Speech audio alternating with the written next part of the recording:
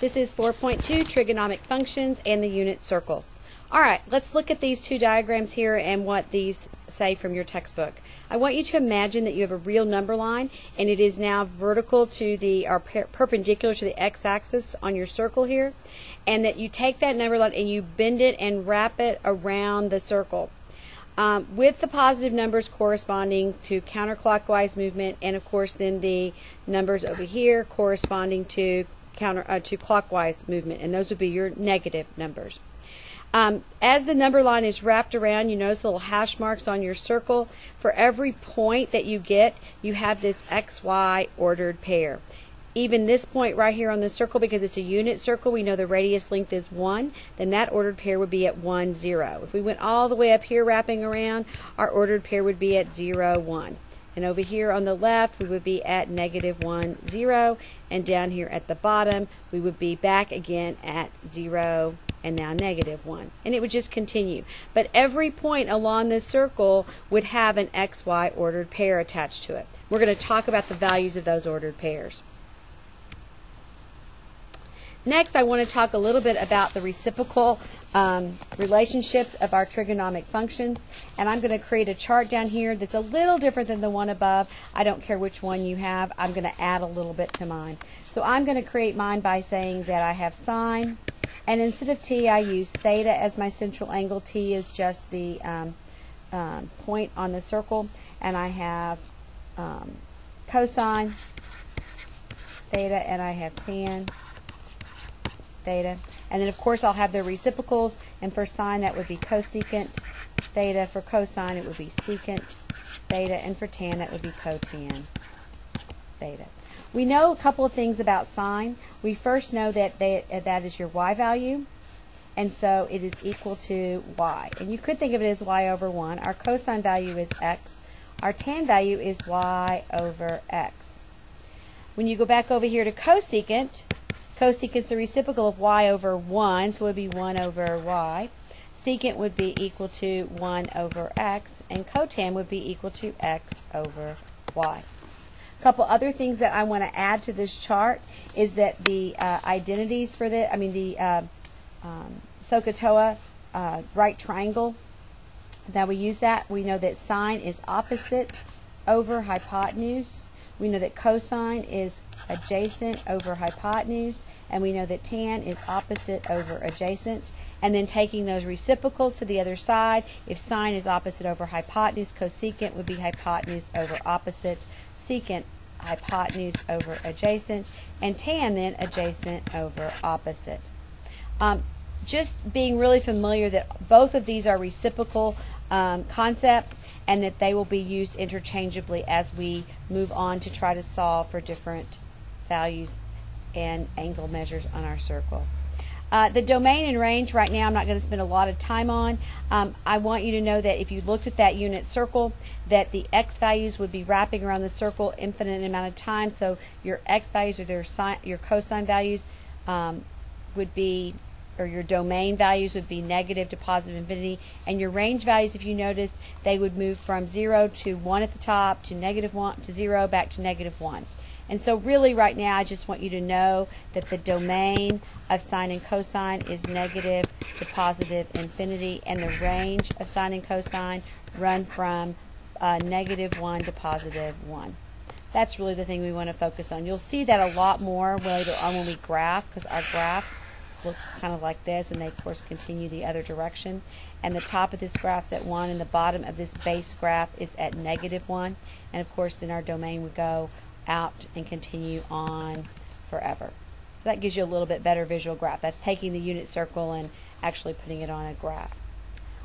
Next, I want to talk briefly about odd and even functions, and I'm going to spend more time on the values at those x and y values that we talked about earlier.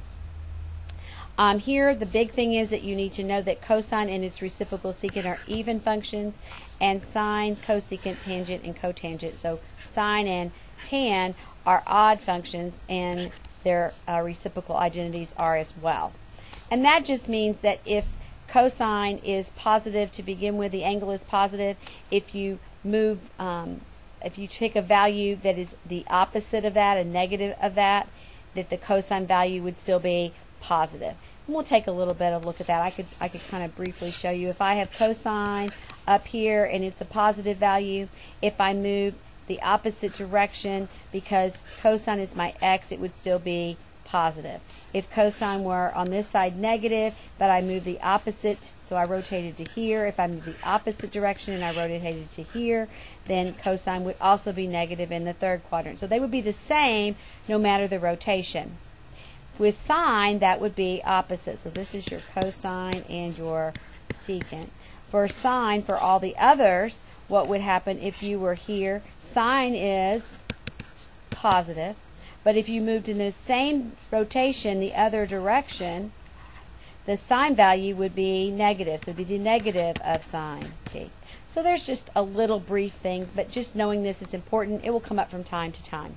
All right, lastly, I want to spend time on this whole concept of these values. So let's take a look at our unit circle, and I'm not going to draw the circle on there, but I am going to go ahead and do our 30-degree angle. And we're going to talk about a right triangle in our circle. And there'd be a 45-degree and a 60-degree angle. And this would end up be creating a circle at some point. That's just kind of what it would look like. And I'm not going to draw the whole thing in. But this would be our 30 degrees. Our radian measure would be pi over 6. You know that from your unit circle. And what I'm interested in is this ordered pair right here, this x and y ordered pair. And we know that x is cosine and y is sine. We're also going to identify the tan value. And we're going to end up memorizing these values at 30, 45, and 60. I want to show you how they're derived. Then I'm going to show you this chart that you're going to memorize. That's going to be very important. Equally as important as memorizing the radians and degrees on your circle. So here we have a right triangle. This is our x value and our y value. So our distance here, our x, would be our x value, and our distance here would be our y value. It is a special triangle. Since it's a 30, that would be 60-degree up here angle. And what we know about this, since this is a unit circle, that this hypotenuse is the radius, and it would be 1. I'm going to go over here to the side and demonstrate again this 30-60 right triangle relationship. This is a 30, 60, 90. And across from 30 is supposed to be our x value. Across from the hypotenuse is to be 2x, and across from 60 is x square roots of 3. And that's our special triangles. That is given to you on your formula charts in the past for tax and different things. But that's a really important concept. So if I'm looking here and 1 is 2x, then x would have to be 1/2. I'm sorry, if 1 is 2x, then x would have to be 1/2, or my y value would be 1/2, this x value here. If the x value here is 1/2, then this would have to be 1/2 square roots of 3, or the square root of 3 over 2. And so in the ordered pair, our cosine value, our x value, would be the square root of 3 over 2, and our sine value would be 1/2. Now, I want to demonstrate what happens as we move around the circle. If I have a 30-degree angle, remember we're all talking about reference angles to the x-axis. So that 30 is a reference angle to the x-axis. We've talked about that a lot. If that's the case, then this 30-degree angle would be set up the same, and this would be 1, and this would be 1/2, and this would be the square root of 3 over 2. But because this is in the second quadrant, our x value would be negative. So our little ordered pair out here would be a negative square root of 3 over 2, a positive 1/2, and then our tan value that we're going to figure out would be negative because it would be y over x, or our 1/2 divided by the square root of 3. I'm going to go ahead and derive for you tan. I won't do this after this because I really want you to memorize these special angles. But remember, tan is y over x. Well, if our y value is 1/2, then it's 1/2 divided by x, which is the square root of 3 over 2. If I want to simplify that, I would have 1/2. I would multiply by the reciprocal 2 over 3. I would end up with 2 over the square root of 3. I'd end up with 1 over the square root of 3, and I would rationalize my denominator. So I'd end up with the square root of 3 over 3. Okay, that's a lot of work to do all of that just to come up with this, and we're going to use it over and over again. So our tan value is the square root of 3 over 3. We could go through the same process for 45 degrees and for 60 degrees. I'm not going to tonight. If you want to do that, you can, and we will spend a little more time on that later. But mainly, I want you to know these values. Remember, we always talked about the 30-60 degree triangles having an inverse relationship with the 60-30 degree triangles. Makes sense. So just a few things flip-flop. So all of a sudden, we have an ordered pair, cosine, sine, and tan. But now, instead of cosine being the square root of 3 over 2, that will be sine. Instead of sine being 1/2, that will be cosine. So cosine is 1/2. The sine value is the square root of 3 over 2.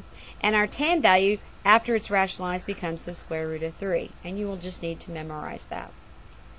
Lastly are your 45-degree angles. And I'm running out of room here, so that again is cosine, sine, and then I'm going to give you a tan value out here.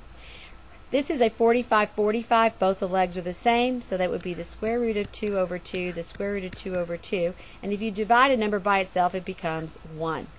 So those are our values. And you will learn to put those around your unit circle, and we'll talk about that right at the beginning of class tomorrow after you practice your unit circle again. All right. The last thing I want to do is take this information and put in a little chart for you. And here's the chart. I would make sure I have both of these written on my paper. So we're going to start with cosine because it's our x value, then our sine value, then our tan value, because it corresponds back to your circle better this way, I believe. We know that cosine is x, we know sine is y, and this is y over x. And we want to figure out at 30 degrees or pi over 6. At 45 degrees or pi over 4. And at 60 degrees or pi over 3. Alright, so cosine at 30 degrees, we just figured that out, was the square root of 3 over 2, and sine was 1/2, and tan was the square root of 3 over 3. I immediately jumped to 60 because my cosine and my sine switch places. All of a sudden, cosine at 60 is the 1/2, and sine at 60 is the square root of 3 over 2. The tan value just becomes the square root of 3 after it's rationalized. And then we talked about how easy the 45s were. It's the square root of 2 over 2, the square root of 2 over 2, and 1. You really, really, really need to know this chart. You could even add some other things to this chart, like your SOHCAHTOA, and make this your cosine is adjacent over hypotenuse, and sine is opposite over hypotenuse, and tangent is opposite over adjacent, etc. If you know the cosine, sine, and tan, to find your secant, your cosecant, or your cotan values, you would take the reciprocals. So at 30, 45, and 60. I don't want you to memorize this second half, but I want you to understand. I would take each of these and flip it. So for example, if I went 30 degrees for the sine value, instead of it being 1/2, it would be 2. If I went cosine 1/2, at 60, it would become, secant would become 2. If I went, these are nice reciprocals here, if I had 60 degrees and I wanted the cotan value, it wouldn't be the square root of 3, it'd be the square root of 3 over 3. And at 30 degrees, my cotan value wouldn't be the square root of 3 over 3, it'd just be the square root of 3. And you could keep filling in. These get rationalized, they take a little bit more time. The square roots of 2 over 2, when you rationalize them at 45, the secant just becomes the square root of 2, this becomes just the square root of 2, this still becomes 1, because think of 1 over 1, the reciprocal would still be 1 over 1.